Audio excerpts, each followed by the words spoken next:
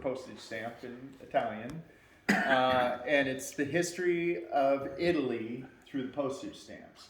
So what I did is basically a lot of research on Italy, and then what happened in their stamps based on what was going on in the country. And so I'm going to try and show you some examples of stamps and tie that in with the history of Italy.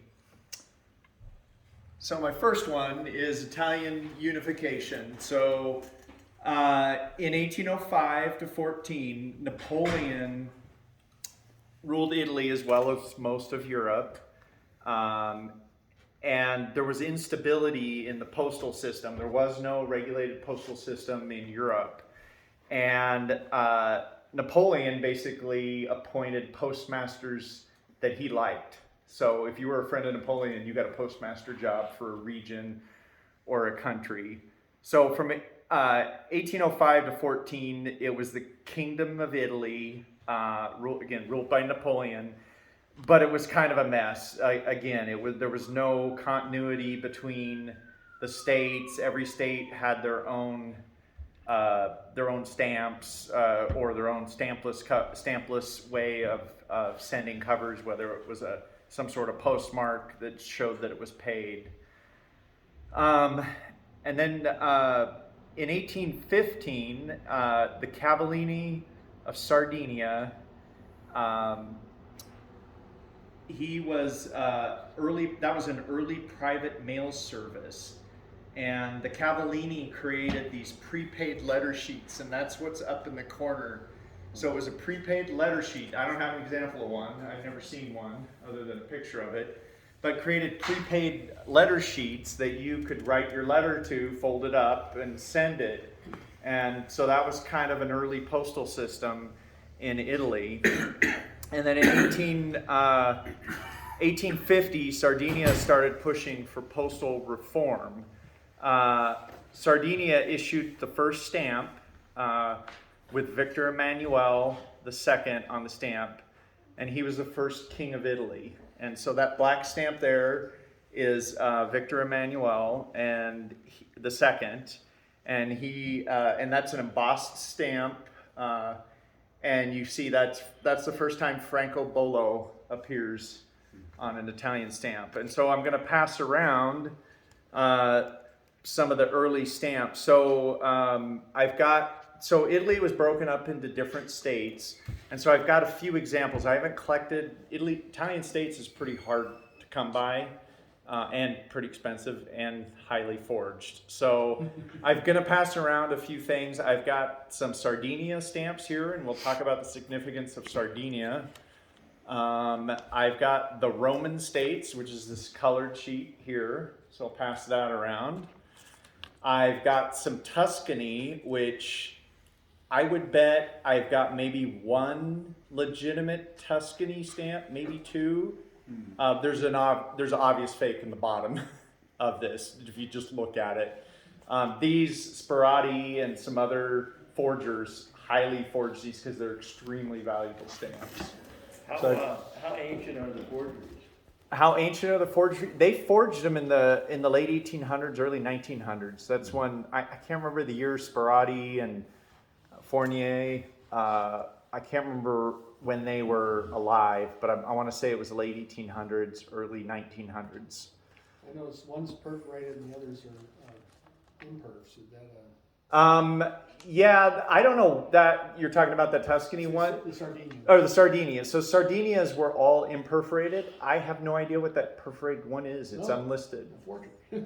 Yeah, and green is not a color you see. Oh, okay. So, yeah, we'll talk about perforating Sardinia stamps here in a second. So the Italian states were composed of Modena, Parma, Romagna, Roman states, Sardinia, Tuscany, and two Sicilies. And so that basically extends from northern Italy all the way down to Sicily.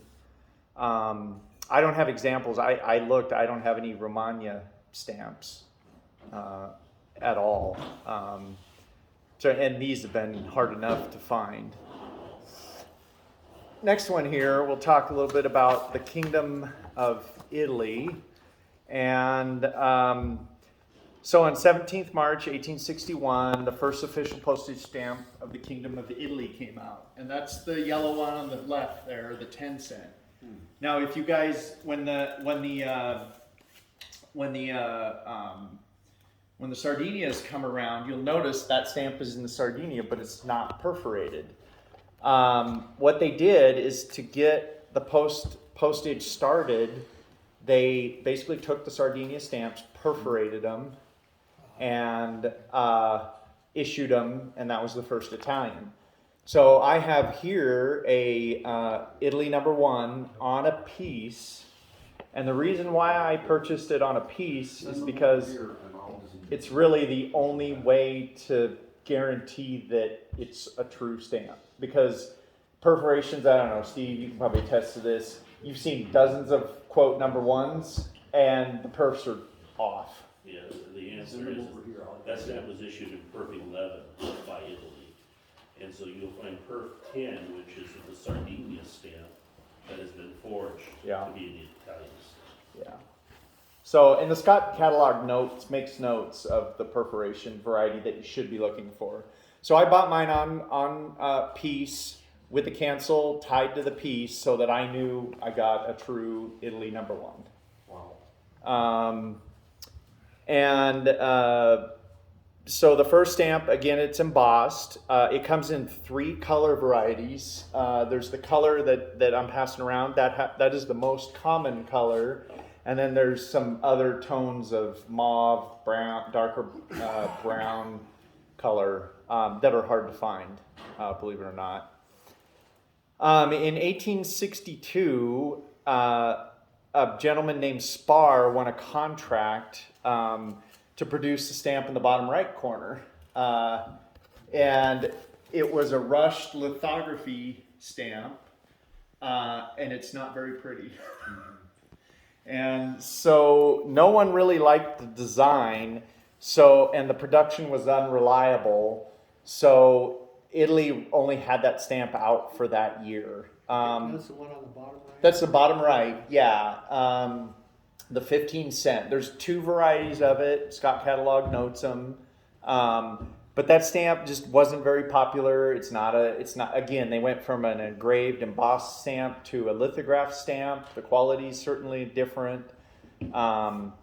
And so basically Italy didn't like that. So they gave the contract to create the next set of stamps to De La Rue in England, the printer De La Rue. And the top right stamp is the new series that was printed in England with Emmanuel II on them. And again, the Posta Italiana and then Trenta Centesimi, which notice there's no denomination on that stamp. We'll talk about that too. So you got to know your Italian. Trenta, I think, is 10. Oh, no, But Trenta, 30. Okay, 30, that's right, okay. Yeah, I have to look that up. But anyways, so Trenta. So the very early ones, you've got to, don't necessarily always have denomination on them. Can I have a quick question? These early stamps, were they gummed? Yes, they are gummed. All those were gummed. Yeah, all those were gummed. And I have a question also. Mm-hmm. It seems like the first ones had lithography, a portrait. That's a big job of doing all of that, isn't it? I would guess. I don't know. I mean, I'm impressed with the quality that Yeah. they did. Yeah. Next one, we're going to talk a little bit about the kings. So we'll start in the upper top left. That's Victor Emmanuel II, and he was. And I'll pass this around. This is a good example of the kings, a set of kings on stamps, and we'll also talk about the arms of Savoy and why that's important. But in 1862, Italian stamps begin with Emmanuel II on them. This is Dieci Centesimi, the top left there. And Victor Emmanuel was king from 1849 to 1878. Then next came Umberto, or Humbert, as English it refers to it. And he was king from 1878 to 1900. the reason why the orange stamp, the Lira Due, was printed was King Emmanuel or Victor Emmanuel passed away, and Umberto succeeded his father. And of course, when you can't have your dad's face on stamps, so you have to put your face on stamps like any good dictator. And so they issued a new set of stamps. What's key about those stamps, the orange one, and that series from 1878 to 1900, it is the first set of stamps that was designed, engraved, and printed all by Italians. Wow. So it was the first one done in the country. And they're very proud of that. Then next, in the bottom right, is Victor Emmanuel III. And he was king from 1900 to 1946. So Victor Emmanuel III became king because Umberto was assassinated. And he would be king for the next 46 years until 1946. And he had a couple nicknames. He was also called by some Italians the Schiaboletta, which means the little saber, because he was 5 feet tall. He was a tiny little king. And then he was also called Il Re Soldato, which means the soldier king, because he led his country through both world wars. So that was a pretty big deal to have the same king through both world wars in Europe. So his reign in Italy was pretty significant. In 1946, Umberto II, who's on the bottom left there, and there's a reason why there's no stamp of him, he became king because Victor Emmanuel III stepped down. He abdicated the throne. Italy was in turmoil. They were coming out of the war. The Allies had occupied them. And he felt it was best to give up his reign and put somebody a little more progressive and younger in. Felt like he'd reigned long enough. And he thought maybe that would save the kingdom in Italy. And so Umberto became the king, but he was only on the throne for 34 days. So it wasn't enough time to make a stamp of him. Can I interject a question again? Sure. Mussolini was involved in all this. He was the prime minister. Victor He III. never had the title of president or anything like that. He was the... Duce. Yeah, that's exactly right. Yeah. Del Duce, right? So I'm talking about the kings right now, the kings of Italy, the royal family.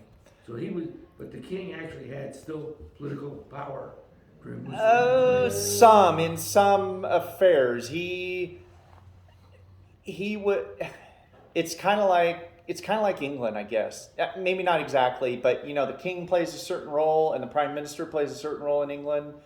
The king played a role in Italy, and the elected or the appointed president of the country played a role. And we'll talk about Mussolini in a little bit here. But anyways, so he was put in to try and keep the monarchy alive, but the Allies had convinced Emmanuel III to give up a lot of his powers, so the kingdom was falling, and they saw that coming. And there was a referendum in Italy, and basically it was to create a republic. We'll talk about that. And so the monarchy ended in 1946 with Umberto II. Turn the page here. We're going to jump over to Fasies. So I had to learn about Fasies doing Italy. And does anybody know what a Fasies is? No. So believe it or not, there's a Fasies on the back of a Mercury dime. There's also a Fasies behind the where was it? Behind the podium in the U.S. House of Representatives. So what a Fasies is it's that axe in the top upper left corner. It's a bundle of rods with a projecting axe blade carried by a lictor in ancient Rome as a symbol of a magistrate's power. That's the definition of a fasces. And so Italian stamps have a ton of fasces. You guys see the fasces all over. In the top right, in the blue one there, you can see the eagles holding it. In this one here, there's the upside down fasces right there. There's fasces right there. This one's pretty interesting. There's a fasces in the bottom left corner. It's tiny. Does anybody see the fasces in that one? What's that? Where the post and the Italian. Up on top. Yes, it's this shadow right here. That is the fasces in the stamp. And you start looking at Italian stamps, and they're everywhere. So, Modern day, same thing? no, the fasces was eventually removed out of Italian stamps, and I'll explain that. So, so the image basically, when it was designed, was representation of collective power, law, and governments. That's why we use it in the United States. And I mentioned it's on the mercury dime, on the back of a mercury dime, and behind the podium in the House of Representatives. But it's also, it was the origin of the name of the National Fascist Party. So the term fascism comes from the fasces.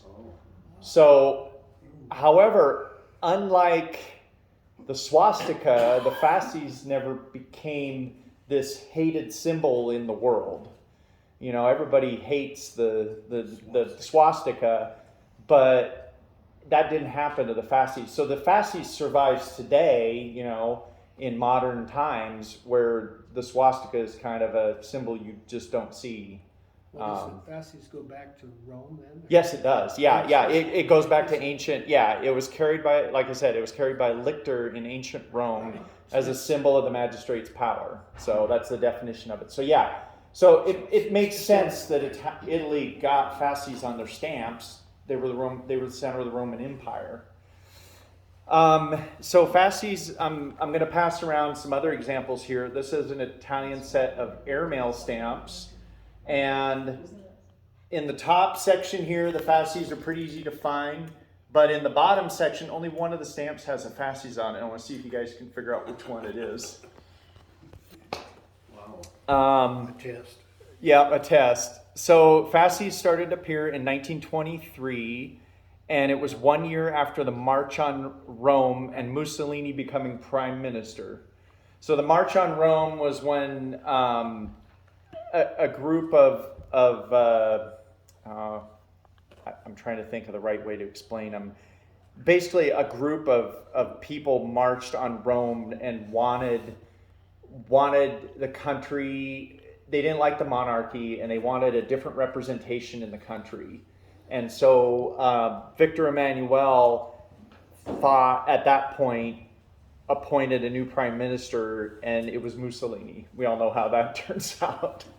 But so on January 13th, 1936, so Mussolini becomes prime minister, and then on January 13th, 1936, the dictator Benito Mussolini made an announcement to his country, and he inserted Italy's rightful claim to the territories controlled by the ancient Roman Empire. So he was on a path to create the Roman Empire again, and the announcement was leaked to the world, and of course most of his European and Mediterranean neighbors were outraged. So that was right again before the World War II. But he'd been in power quite a bit. And one of the things he influenced the fasces on the stamps. Mussolini was really good at the use of symbology. And so when you look through Italian stamps in that period, they're on almost every stamp. So that was one thing that he was creating, and that was him, collective power, becoming that dictator in Italy. That was one of his ploys to become that. In 1939, so Mussolini was the one out conquering other countries, and when you go, there's a you can collect Italian colonies. I'm not going to talk about them too much today, but I brought some of my collection. And so Mussolini was out conquering all these other countries because he was trying to create the Roman Empire again. And in 1939, the empire consisted of a few islands in the Adriatic Sea, parts of Libya, Ethiopia, and Somalia, and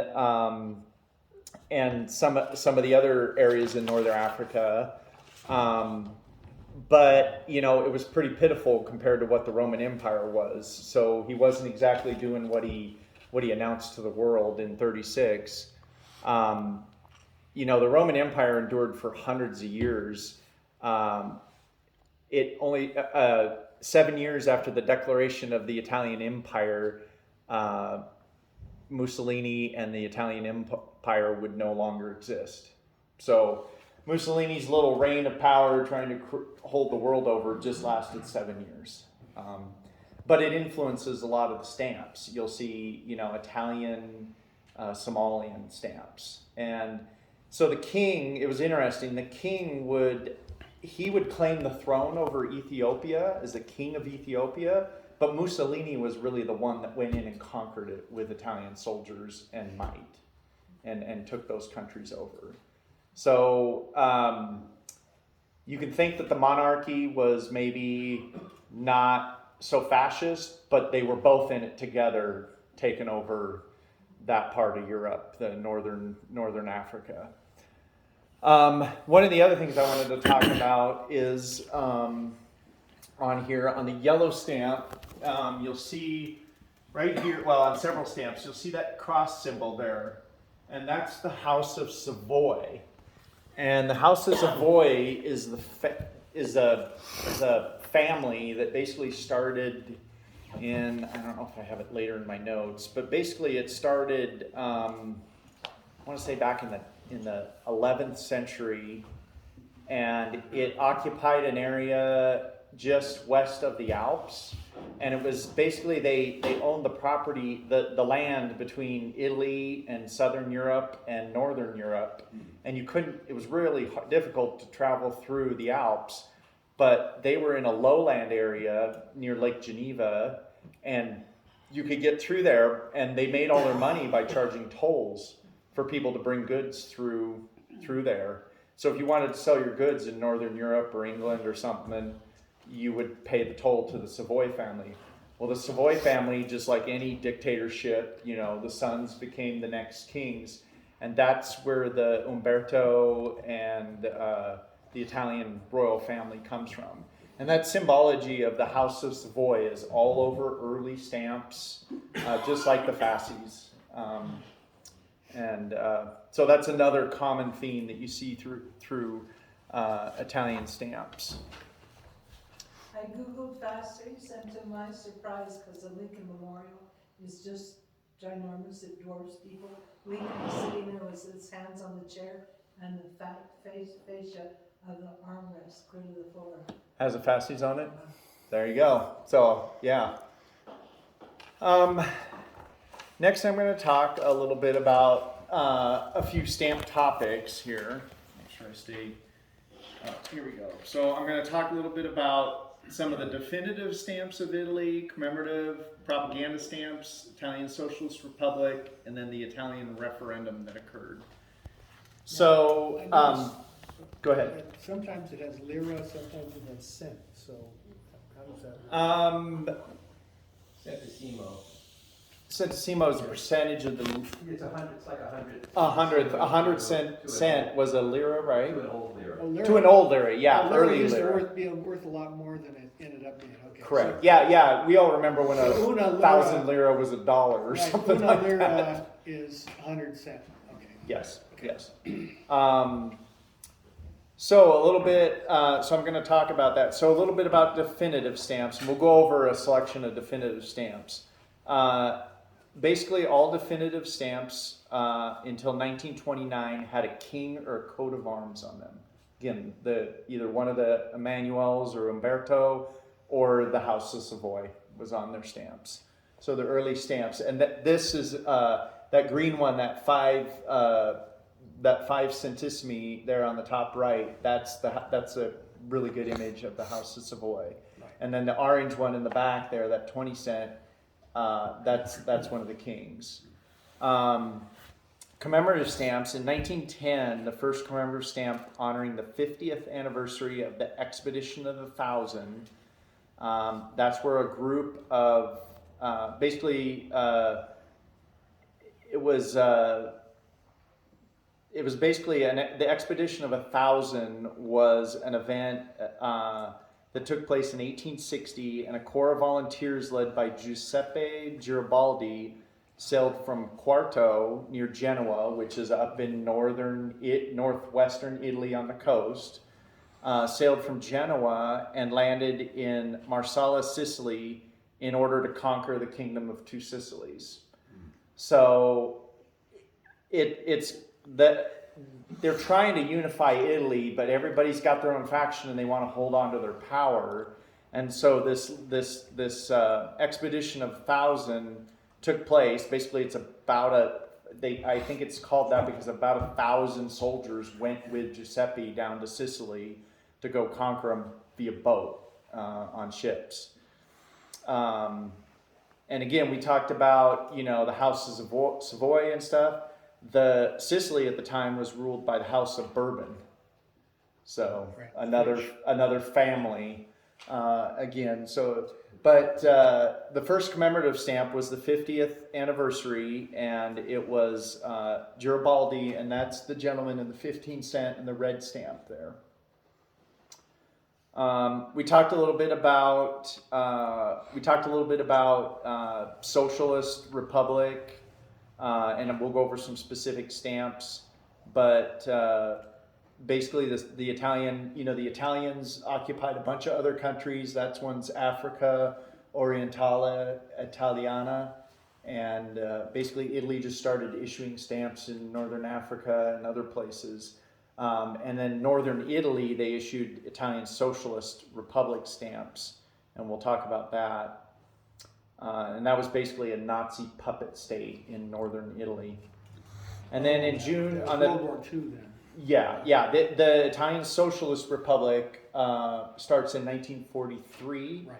and goes until 45, basically till the end of the war. And then in June 12th, 1946, a referendum in Italy chose to replace the monarchy. We talked about that. And the Italian referendum. And then that bottom stamp, that's where you see Repubblica Italiana. And that's the first time Repubblica Italiana appears on stamps, is after 1946. And the lira had already started, you have two Yeah, lira, they'd yeah. already started down. Already started down, yeah. So let's talk a little bit about definitive stamps. Here, okay, I'll have another handout here in a second. So on these definitive stamps, again, we talked about all stamps until 1929 had a king or coat of arms. So you can see, 5 of the 6 stamps up there are coats, are kings, basically.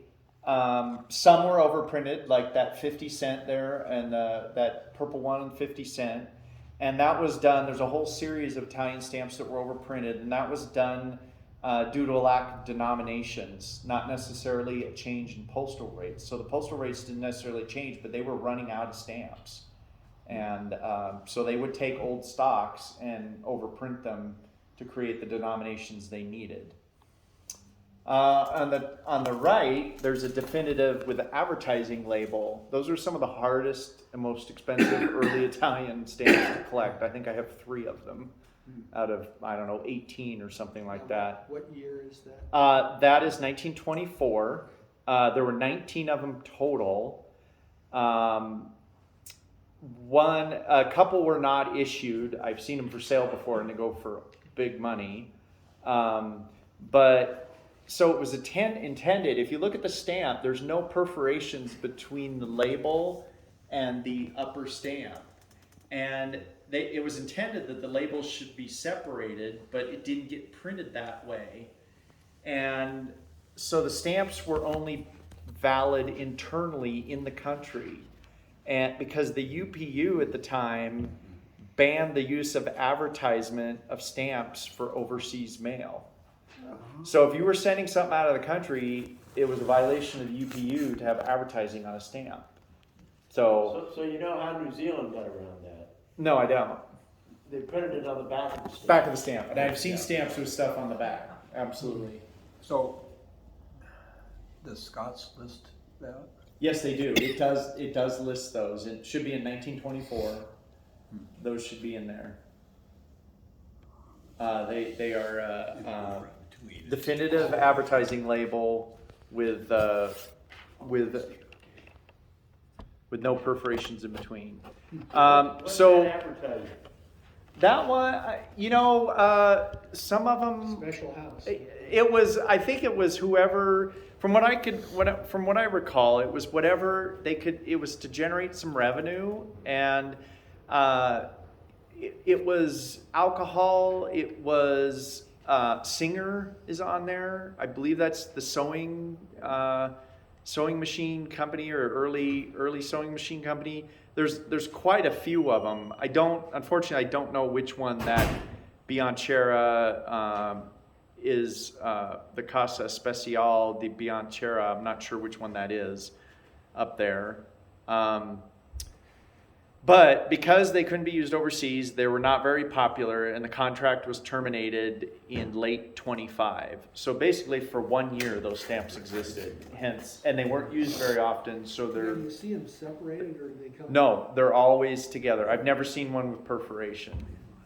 Or I thought maybe somebody cut it off and you see a no perf on the bottom or something. Yeah. No, I think you'd ruin a pretty valuable stamp if you did that. If you took scissors to Well, it. this would have happened back in 24. Oh yeah, absolutely. It's pretty interesting to note that the United States companies were buying into Italian advertisement for stamps at this period, because it was also Columbia Records. Oh, that's right. Yeah, it was Columbia. That was one. Yes, Singer. I'm trying to remember Singer sewing machines, and I can't remember what Campari. That's Italian. That's Italian company. Yeah, Yeah, there's the Cherries. and there's some sort of cherry. Packaging company. Yeah, I can't remember what they all are, but you can look them up on eBay or on the internet, and you can probably find a picture of every single one of them if you're interested in them.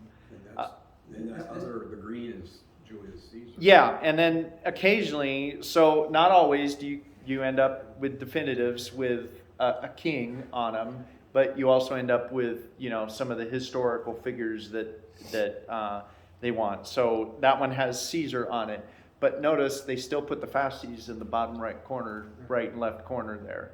And that's important to note because later in Italian stamp, the Fasies get removed and the exact same stamp is issued. So you need to collect it both. If you want to collect Italy, you collect it both ways. And so at first it took Steve and I a little while to catch on to what we were looking at. Like, what do they mean? Yeah. And then some of them are hard to find without the Fasies. You'll find them all day long with, but hardly without.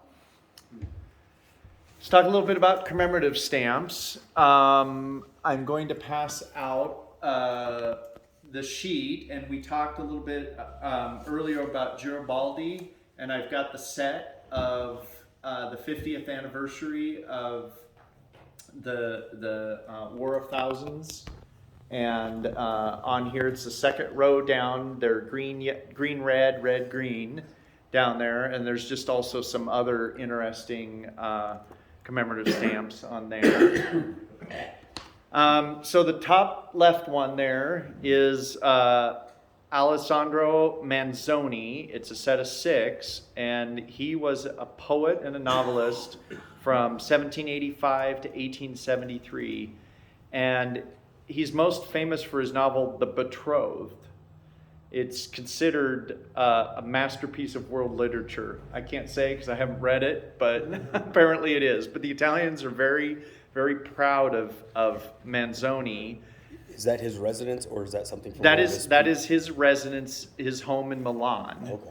That's a picture of his home in Milan. The series is the first 4 stamps of that series are images from his novel, so scenes depicting that are depicted in his novel. That one is his residence, and then there's a picture later of the 5 lira, which is the high denomination, and that is a picture of him. And the street that we had our hotel on, one of the major boulevards, is in Manzoni. Yeah, yeah. Like I said, he's very revered in Italy. Let's see. We've got the bottom left one there, the 1226 to 1926. That's was issued in January 30th, 1926, to commemorate the 700th anniversary of the death of Saint Francis of Assisi. So a lot of the times you'll also see, some religious type commemorative stamps in Italy. There's quite a few of them. The purple one in the top center, black purple, that's Alessandro Volta, and he lived from 1745 to 1827, and he was an Italian physicist from Como, and he's known for his 19th century invention, the electrochemical cell or battery. He invented the battery, and it's where we get the name volt from, or voltage, from Volta.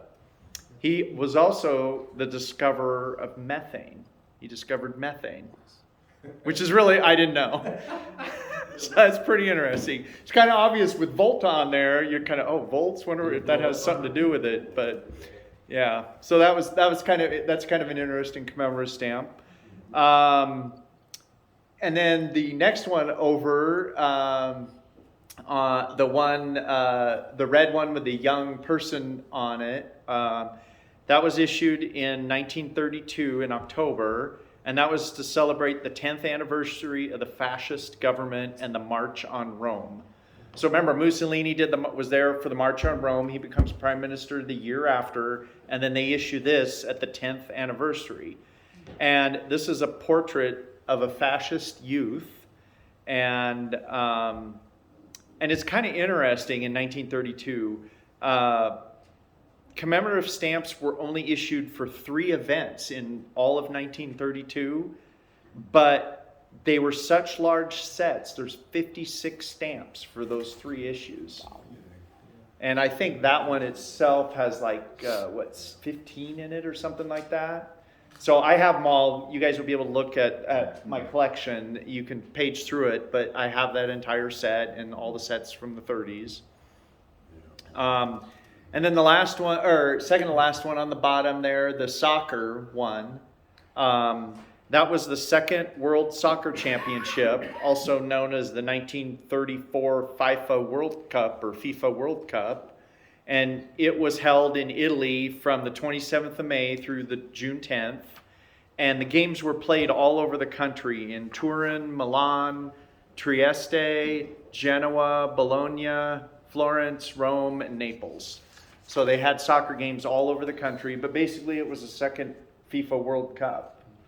And Italians, they're nuts for soccer. Absolutely crazy. And in the 80s, and I think even today, they dominated soccer. They won the World Cup all the time, them in Brazil. Well, of course, they call it football. Football, yeah, correct. But when we were there, one of the Italian teams won, and they played from noon to 5 p.m. or something, and then they all came out of the stadium with flags and noisemakers, and they were out on the streets until midnight. Oh yeah. Yelling and screaming. Yeah, soccer's a huge thing. Absolutely huge. So that's an issue that there's an issue of 5 that they issued in for the World Cup there, and they issue plenty of others throughout the years in Italy for commemorative stamps. I still think it's funny though. There's the Fasies there on the bottom right, on the right hand side, so they even put them on soccer commemorative stamps. So, And did anybody find the Fasies on that Airmail? You did? Yeah. Where is it? They're down on the horizontal airmails. They're down on either side of the Cross of Savoy. Yeah, and there's a shadow of the 25, the red one, the 25 with the airplane. The shadow on the ground is a Fasies. I didn't know that. Yeah. So I've gotten the impression from looking at covers that these commemoratives weren't necessarily used all that much. Correct. So stamps in general, especially that time, and I'll talk about that too when I talk about stamps I had to seek out, because I'm going to talk about the challenges of collecting in Italy a little bit. Those stamps, there were a lot of favor cancels that were put on stamps, but especially higher denomination stamps, it's very rare to find them postally used. And I'll show you a picture of because typically what will happen in 1934 when they issued those huge sets, they go way up to 5 lira, or they turn into semi-postals. The top 3 issues are kind of a semi-postal stamp. You're paying a premium. People didn't use those very much. They were pretty expensive. So you'll find a mint. So unfortunately, when you collect it, you can do one of two things. You can either get the entire set mint, or you can get it used, and then your last 3 are probably going to be mint. And if you're buying them used, it's more than likely a favor cancel or a forged cancel on them, because the price is astronomical. I mean, the stamp, I think I've got some examples on the prices, but it's just crazy what a used one is worth versus a mint one. And then the last stamp on the right there was Antonio Stradivari. We all know who that is, from 1644 to 1737. And he made stringed instruments. He made violins, cellos, guitars, violas, and harps. We all know he's considered probably the greatest artisan in his field. This I thought was interesting when I was doing the research. It's estimated that he made 1,100 instruments in his lifetime, and that 650 of these still survive, and 500 of them are violins. And we had a little presentation on him. Uh-huh. Nobody can figure out how he did it, and the process. Yeah. Everything was secret in his, and nobody can make a violin as sweet as him. Yeah. Even today. CBS at 5 o'clock when I wake up had a special this morning on the Stradivarius. Oh, that's funny. On the auction block Wednesday, nothing under 18 million. Yeah. Yeah. Be interesting, but Yeah. So you can collect a stamp and have a piece of history. I think my computer. There we go. Sorry about that. There we go. Okay, propaganda stamps. We're going to talk a little bit about propaganda stamps. And I'm going to pass out a couple things. I'm going to pass out an Italian East Africa set from Italy. It's from 1941, and I think you'll see there's symbology and people on it. I think it's pretty obvious who it is. And then I'm going to pass out this. These are stamps that are generally unlisted in the catalog, but highly collectible if you have specialized. On the back, there's a bunch of Fayum. You can ignore those, but basically on the front here, these single ones, they're Italian stamps that have been overprinted. I'm sure some of them could or probably are forged because some of them are quite valuable. But it's just interesting seeing all the little different overprints that exist on some of the Italian stamps. And again, that's some more propaganda stamps that exist. So on these stamps here in particular, you see in 1941-42, there's a strong relationship between the Axis. And so, of course, Italy's got Mussolini probably had a hand in it, but they got to issue some stamps showing the Axis leaders on it. So there's Hitler and Mussolini. And the interesting thing is on the top stamp, it's more of a civilian profile. They're dressed in civilian clothes. And then in the second half of the series, the other stamps in the same series on the bottom, that's their military uniform. So I thought it was kind of interesting that there was a contrast there between the way they issued the stamps. And then the other set there, which is, there's a whole set of 12 of them, but that's only 4 of them. They just come in 3 different colors and denominations. But that brown set there is another set of propaganda stamps, this time with the king on it. And there's 4 stamps. The top left one means victory for the Axis. That's the phrasing on the right-hand side. The top right one is discipline is the weapon of victory. And the bottom left with the airplanes, that's everything and everyone for victory. And then the bottom right one is arms and hearts must be stretched out towards the goal. So that's some hardcore propaganda stamps there. That's Victor Emmanuel. Yeah, that's Victor Emmanuel the third, who reigned from 1900 to 1946 on there. And they got the Fasi up there. Yeah, yeah, the Fasies is on there, and I mean, it's, and the other thing is, notice they use battleships and bombers and artillery, and they're trying to project strength, and, because these stamps were leaving the country, and they're trying to project, we're powerful, we're almighty Italy, and we're united with Germany.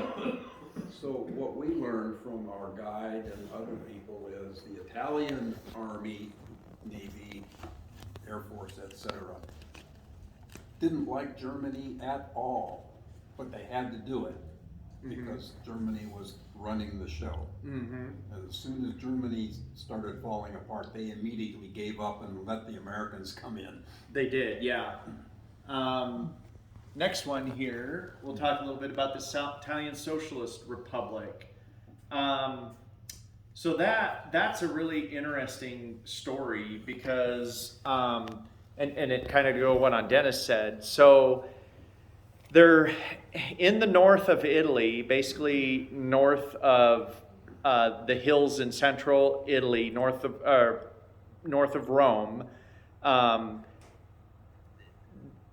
The king saw that Italy, was going to get invaded or was being invaded, and, was trying to decide, did he really want to stay in alliance? Do they really want to stay in alliance with Germany or not? So what they did is, what happened in Italy was the Allies came in from the south, and almost immediately or right before that happened, the Victor Emmanuel ceased ties with Germany and basically arrested Mussolini and stuck him in the mountains. I'm trying to remember the name of the city. Stuck him in the mountains in central Italy. There's a ski resort there now, and had him under guard. And what happened is the Germans came in like within a couple days. The paratroopers came in and paratrooped in there. Took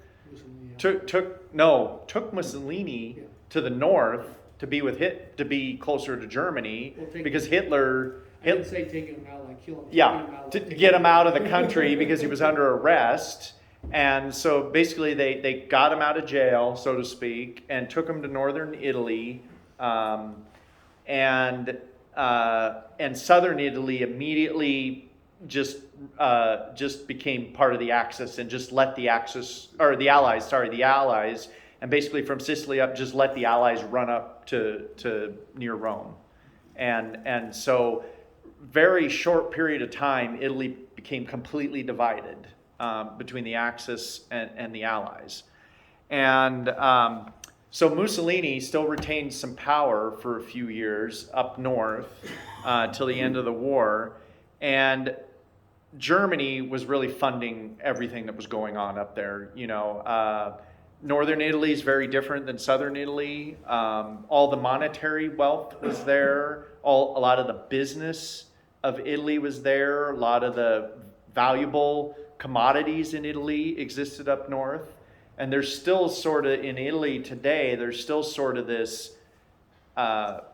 mentality of have and have nots, that northern Italy has everything and southern Italy got the short end of the stick or doesn't have anything. And you see more affluence up north. You see heavy manufacturing up north. Heavy manufacturing. Milan. Yeah. Right. The other thing you see in northern Italy is it's cleaner in northern Italy than it is in southern Italy. The further south in Italy you go, the dirtier it gets, which is kind of interesting. So on the stamps there, again, they took Italian stamps and overprinted them with Fasies in red. Then there was a GNR overprint, and They were found on the 1929 to 1942 definitive, airmail, special delivery, and war propaganda stamps of Italy. So that last war propaganda stamp set I showed you, and then airmail, special delivery, and definitive, they overprinted GNR, and it stands for Guardia Nazionale Repubblicana, which is National Republican Guard. That's basically the Mussolini's army. That's what became Mussolini's army, and it was the military arm of the fascist party, and they were created on the 8th of December 1943. So the GNR overprint appears after late 1943. And then they also issued some stamps. They actually printed their own stamps. Again, funded more than likely by Germany, or with the approval of Germany. Because really, Mussolini was a figurehead. Germany had all the power. He was telling Mussolini what to do in northern Italy. And so they issued some of those Repubblica Sociale Italiana stamps, and there's a whole section in the catalog for just Socialist Italy stamps from that period. And then basically in 1946, we talked a little bit about the Republic of Italy appeared, which is where you see Repubblica Italiana first show up, and Posta Italiana shows up, and those are all stamps after 1946. It was kind of a controversial thing in 1946. It was a referendum, and there was voting, and there was lots of accusations of fraud and ballot stuffing, especially by the kings. They didn't want to lose power, and if I recall, it was a pretty slim majority. It was like 54% or something voted for the Republic. So there's questions of whether what happened. But what was behind it all was the Allies, because they wanted to see a republic in Italy. They figured the kings and the monarchs were part of the problems that Italy had over the last 50 plus years. And so, that's why they took a lot of the power, or had talked the king into giving up a lot of his power, because was their ultimate goal, was to have a referendum and have it run by the people. And so that's when a president was first installed in Italy. So what they've had like 100 and so on governments or something. Yeah, the Italians can't keep a government. So. Yeah. So let's see. Now, here you go, there's your diagram. Yeah.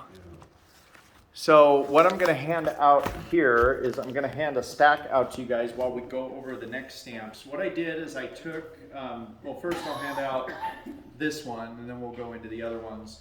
This one I'm going to hand out. We're going to go, I threw this in, just not that you should read it, but it just shows how complicated Italy's becoming a republic was. I mean, there's all these different, there's fascist Italy, there's Austrian occupation, there's Trieste, which is in northeastern Italy, there's Sicily and the AMG occupation, there's different zones of Trieste and some of it went to Yugoslavia, there's the Vatican City was created during the time. I thought this was interesting. To note on there, the S is, for each S next to the box, that means a stamp was issued by that entity. So the stamps exist. And the B is, the person who put this up there had a B in there, they issued banknotes. So there's money from those entities.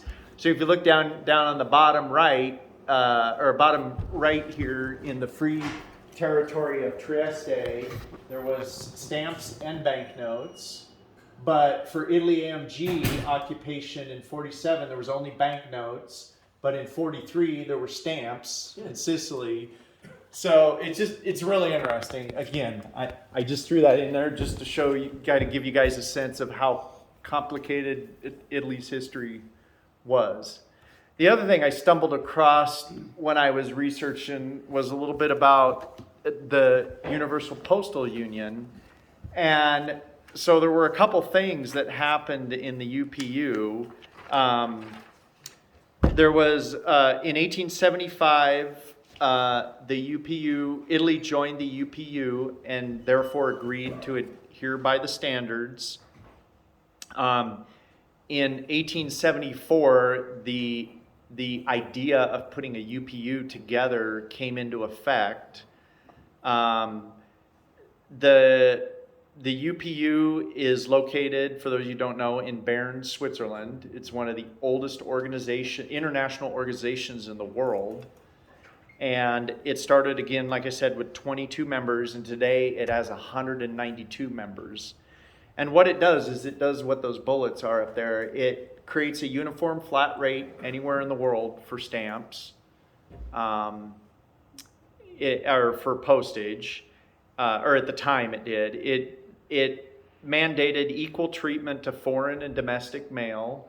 So if you receive, as let's say the United States receives foreign mail, the United States didn't get any revenue from that stamp because they didn't sell the stamp. But once it comes into the country, they agree that they're going to continue to process that piece of mail till it gets to its destination. And then it also said that countries keep revenue from international mail. So again, there's no splitting of the revenue. The more mail you have leaving your country, the more revenue you get from postage. And then also, it also dictated, we talked about this earlier in Italian stamps, it dictated that stamps must have numerals. So that one's gone now, because we have the forever stamps. We do, yeah. So that may have changed. Yeah, they're valid in there. At one point, was there not an attempt to have some nominal name of the country also to be on the stamp? Yeah, it did. With Aside from Great Britain. Great Britain, yes. And when that came into effect, yeah, Great Britain, because they issued the first postage stamp, was allowed to put just a symbology on there, the Queen said. And everyone else has to put their name on, the country's name on the stamp, yeah. Correct. So at the end here, I'm going to hand some stuff out, but I'm going to talk a little bit about like some of the challenges I had, and a little bit, and some of the back of the book stamps. So we'll start out with Italian Airmail, and I'm going to hand out this sheet of Italian Airmail from the 30s, and we'll talk about some of those stamps on there. So Italy is known. Italy is known for having the first airmail stamps issued by any country, and that is the overprinted red one and purple one there on the top in the center there, and you can see where the flights were. It was the Torino to Rome. And then the second one was Naples to Palermo to Naples, back to Naples. Do you know why they were first? No, I don't. But at the time, what was going on there were a lot of conventions at the UPU and in Switzerland over airmail, and they were trying to figure out how to deal with airmail because aviation was becoming such a big deal, and now all of a sudden letters could get transported so much faster.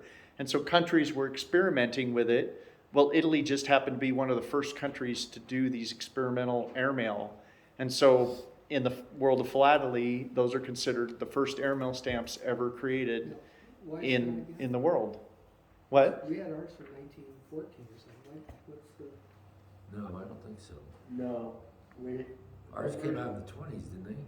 first airmail US was, was it 1918? Yeah, somewhere in there, yeah. What's the date on those stamps? This is, 17. 17.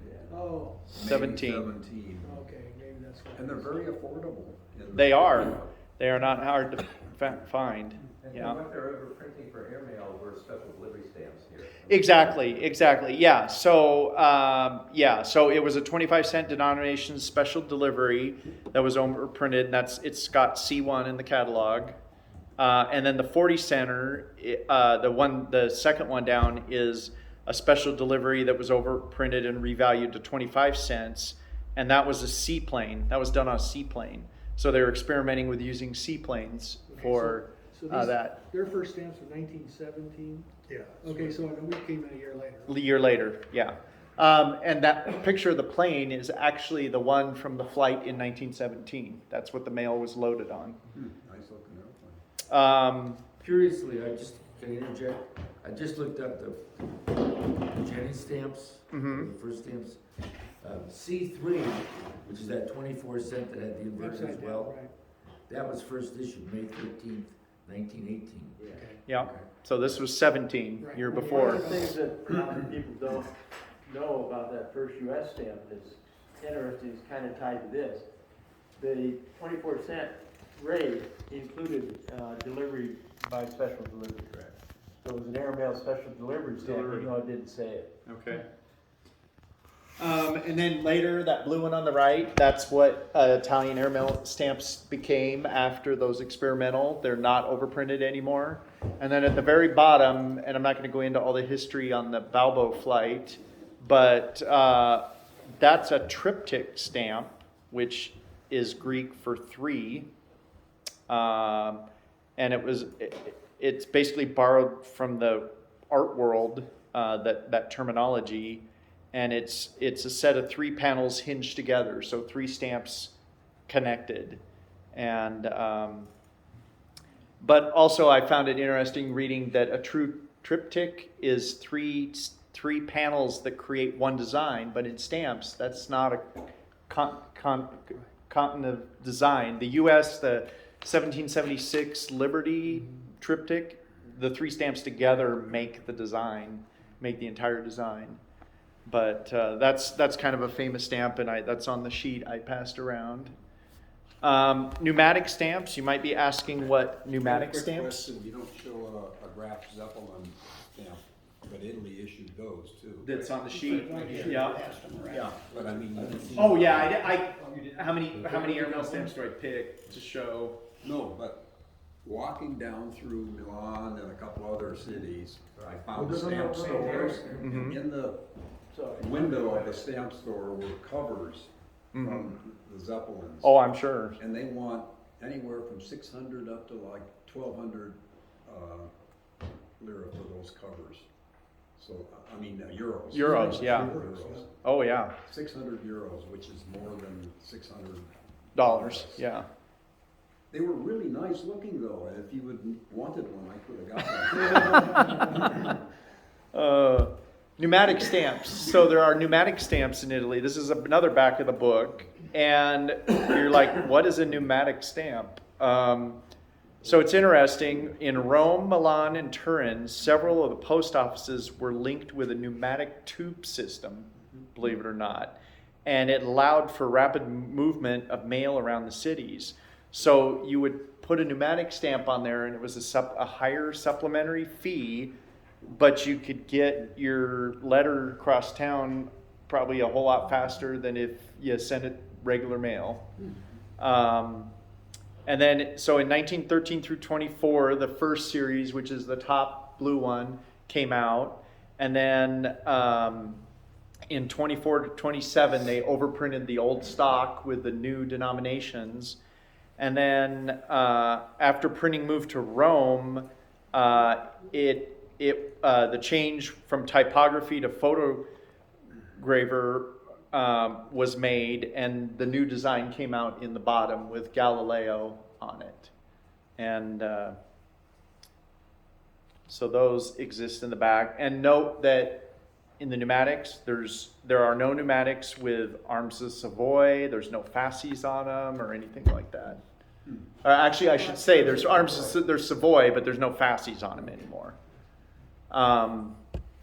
Other back of the book. So we had pneumatic systems in some of the bigger cities in the U.S., but we didn't issue any postage stamps. Yeah, I don't know. France had the pneumatic too. Did they? Okay. Anyways, the next one is these are some other back of the books. These are Pachi or Pachi. They're parcel post stamps. Top left there, the ones that are split. Note there's symbology in the middle. If you look at this one versus that one, they're different. That's different years. So you have to pay attention when you're collecting these to the symbol. But the hard thing is they're meant to be ripped apart, because the left side would go on the package and the right side would go on the receipt that said parcel post was paid for. So therefore you see more of the right hand side. So that's kind of an interesting challenge in Italy, and they're always more desirable in pairs. And usually you see them mint, obviously, because they weren't postally used. That's how they survived mint. Occasionally you will find them canceled in pairs, because somebody just didn't follow the rules and put both of them on the envelope. The BLP overprint there on the top right, that is for Buste Lettere Postali, and it sold at below face, and it was used on special advertising cards, which I've seen. I don't have one. And the advertising cards raised money for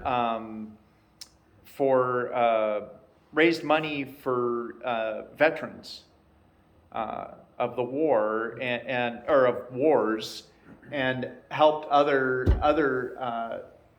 people. But anyways, so there's this BLP series. They're listed in semi-postal. They're actually considered semi-postal because they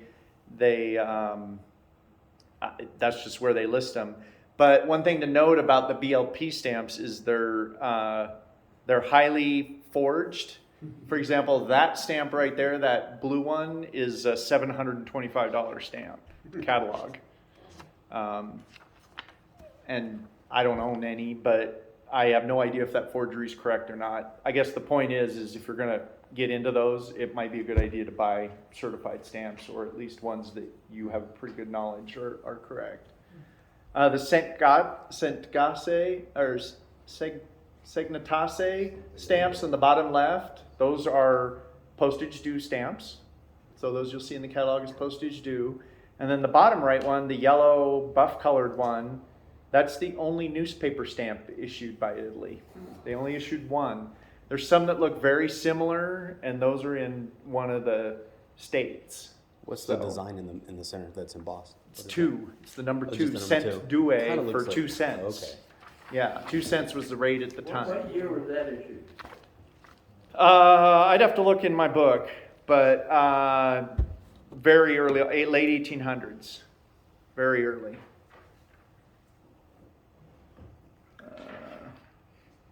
Let's see. 1862. 62. Okay, next I'm going to talk a little bit about difficult stamps to collect. And these are just I'm going to go into my experiences collecting stamps, and I'm going to pass these around. These, I just want to give you an idea as we're going through the difficult stamps. What I put together here on the last few pages are Italian stamps, like by decade. There's some from the 30s. We talked a lot about the 40s, so that was all the Hitler, Mussolini stuff. I didn't include that because I already sent it around. I have stamps from the 50s, 60s, 70s, 80s, 90s, and then a souvenir sheet from 2002. And it's just to give you guys an idea of what Italian stamps look like instead of going through my entire collection. And I just think they're interesting and they're pretty. And sometimes, the 70s are ugly, like a lot of countries. But just to give you guys an idea. So a little bit about difficult stamps. Talked about the 50s there. So in the 1950s, as Italy was getting back on its feet, these stamps can be really difficult to find. They're from the period from about 48 to 53. They're not particularly expensive, but they can be a bugger. They're usually, you almost never find them complete in a collection. You won't find a collection with all of them. And for me to get them all, I had to search out singles, a lot of singles, and you're going to pay closer to catalog for them, or 50% or above. And the catalog price ranges from just a few dollars to $100 is the most expensive one. There's a 125 lira one early on that's $100 catalog. But $3 to $5 range is very common for the stamp. If you look at the sets, the set down here in the bottom, this set here, they get a lot of the purple and blue, and usually the higher, the blue one, the higher denomination is always the more valuable one.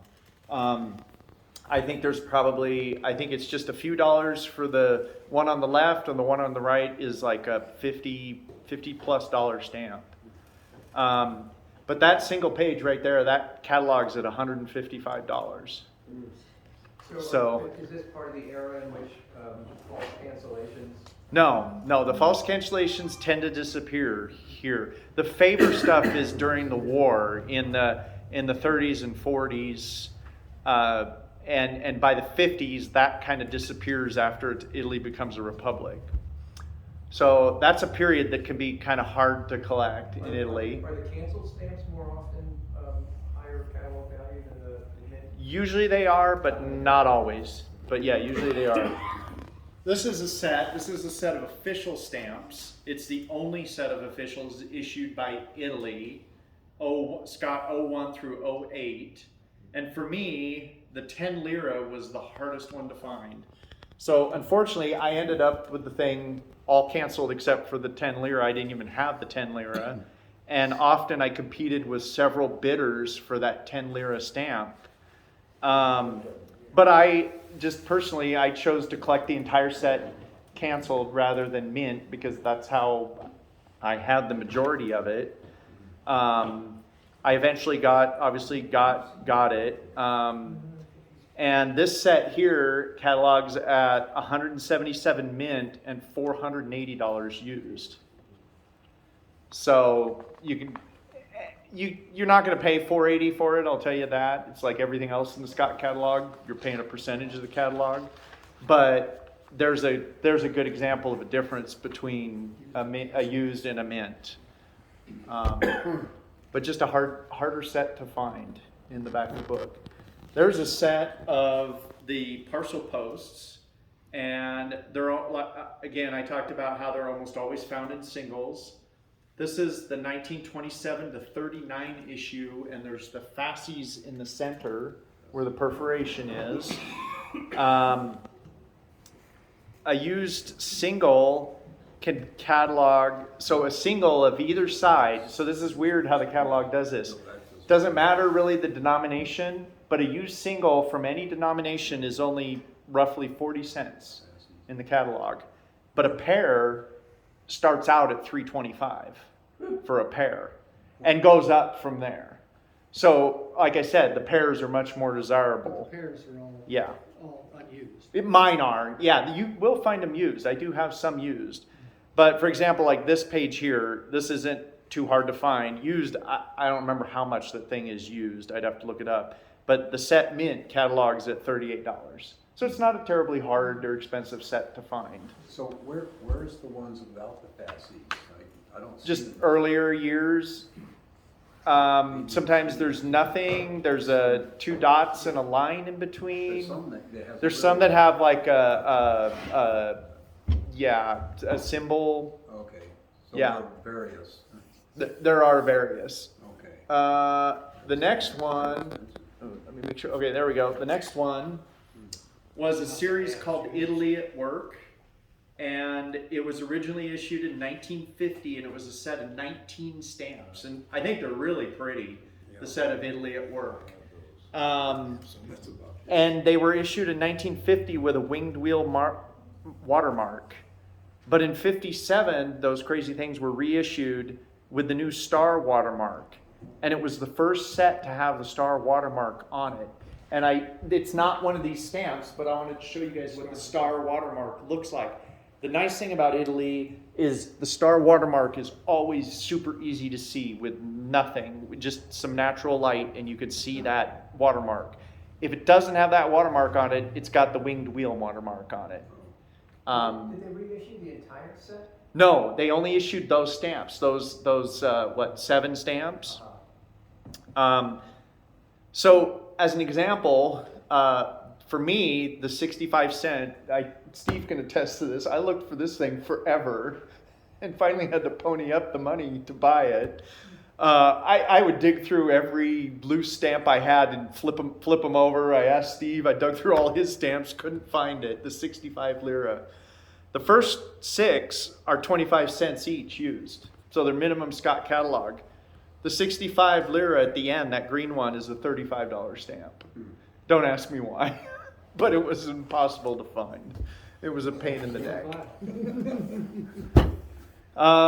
This one here, this was another challenging stamp to find, and this goes back to the very early 1800s, the stamps with the king on them. This is a number 72, 5 lira from 1891 to 96. And it can be hard to find, especially with a legitimate cancel. I believe mine's got a legitimate cancel on there, just looking at it. And having seen a lot of favorite cancels are just usually a quarter, a corner or a quarter of a cancel. That one's a sock on the nose, pretty much. The perforations aren't perfect, but that's pretty common with some of the stamps. And another very common thing is the centering is often off on a lot of the early stamps.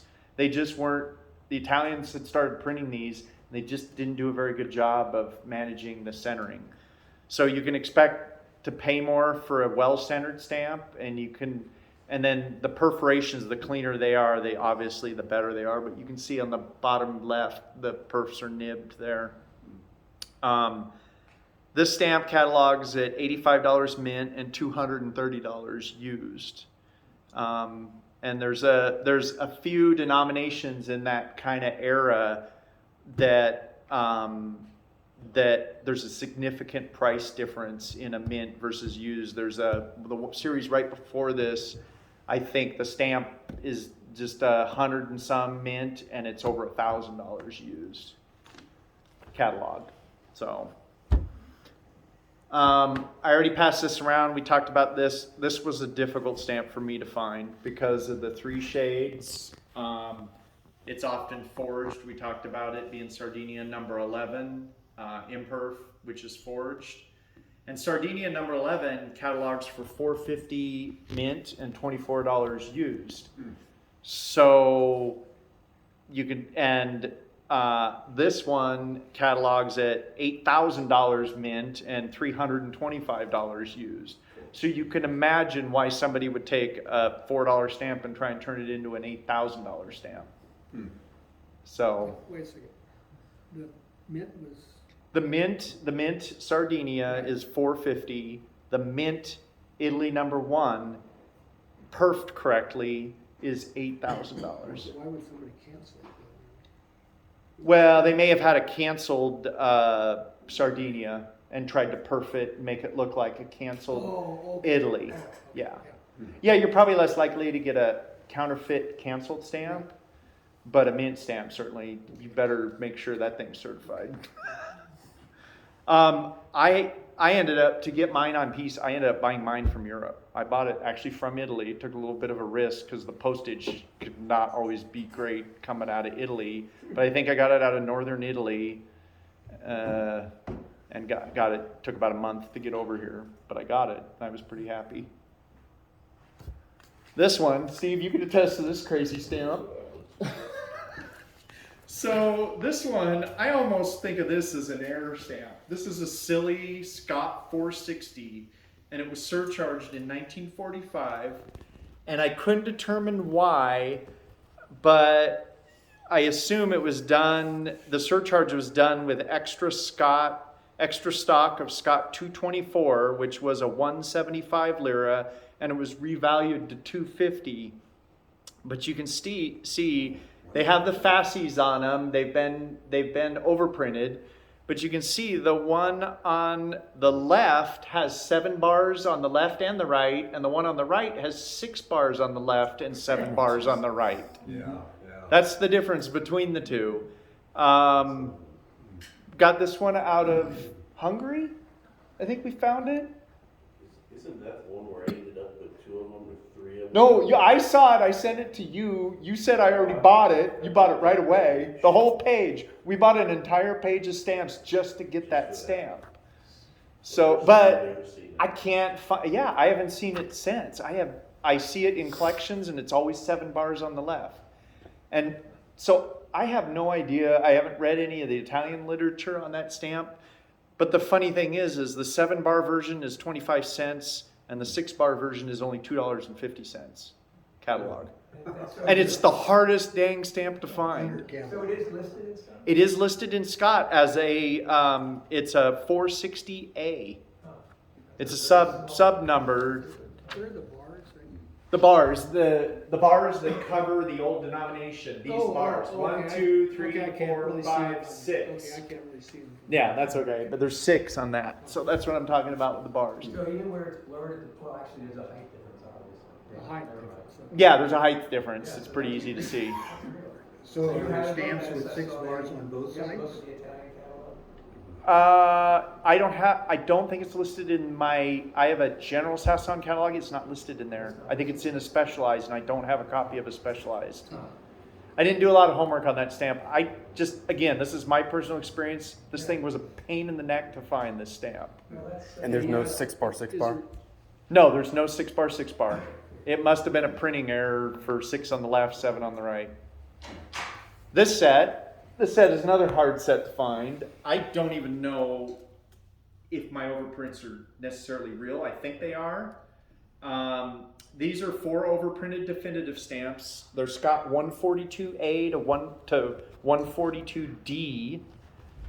They were issued June 4th, 1922. They're the philatelic issue promoting the 9th Italian Philatelic Congress held in Trieste. So it's a philatelic congress in Trieste. There were only 15,000 sets printed. They were only sold in the Central Post Office in Trieste between June 4th and June 10th. So they were only on sale for 6 days. We all know what that's going to do to the price of a stamp. And they were no longer valid for postage after November 30th. So 5 months later, they were invalid for postage. I've seen sets online where the overprints look different. Mine all look the same, which is, I think, a good thing, unless it's the same guy who forged them all. But I've seen them where the 1922 just does not look right, and the other 3 are different, and one's off. You're probably looking at a forged stamp. This might be a set I have authenticated. I bought it out of Germany. I think I stumbled across it because it was a buy it now, and I just ponied up for it. But mine is actually, the gum on the reverse of mine is cracked from the old mounts. You know how the gum gets that brown crackle on it? So the gum's not in perfect condition, but there's no hinge remnant on mine. Mine are unhinged. The stamp mint is valued at $1,235, and mint never hinged at $3,125. I'm sure my gum cracked probably drops it a lot, but That would be disturbed gum. that would be disturbed gum. But still, it's a very expensive set of stamps. I think it's really unhelpful when Scott puts something like counterfeits exist. I mean, how helpful is that? It's not. You could say a little more about it. Yeah. That drives me nuts. So that was a hard set to find. You want to say many counterfeits exist? That would be, that's better than just counterfeit. And then this one, I think we're near the end here. This is Scott 170. This is the 5 lira Alessandro Manzoni that we talked about earlier. This one, the reason why I put this stamp in here is because you can find it, but you're going to pay a bit for it. And it was the last stamp I collected to complete my front of the Italy collection. So I have everything except those advertising labels. I have all the stamps from number 1 to 2. I have it through 1997, I think. All the stamps. Is that the one? That is my stamp, yeah. That's very well centered. Yeah, it is. Big premium. And anyways, that one, that was the last stamp I bought. I bought it again over in Europe, I think from Belgium. I saw it in an auction over there. And it is the high value, and it wasn't used very much. I've seen a lot of favorite cancels on it because it's worth 3 times as much canceled, I believe. It catalogs for 725 mint and 3,950 used. So again, my message here is if you're going to if you see it used, it's probably a favorite cancel on there, not a legitimate cancel. Is that, But- are those toning marks on there? Yeah, there is a little toning on the very left. Again, it's what you want to pay. Yeah, right here you can see there's a tiny little bit of toning there and there. Little right Just, corner. just a little bit, and maybe in the right. Yeah, in the bottom right. That might be the photograph too. You can look at the stamp. I have it here. But again, that was just kind of a stamp I held out on for a long time, and it was the last one I got. So, but it was a challenge. Brian, when did they switch to the euro for their stamps? Oh, 2002? Yes. Somewhere in 2, I think it was. Started showing the double denomination. Yeah, so it shows double denomination, it shows lira and euro, and then it switches to only euro. Yeah. And that's it. Finished. Nice. So, sorry that took a lot longer than I thought.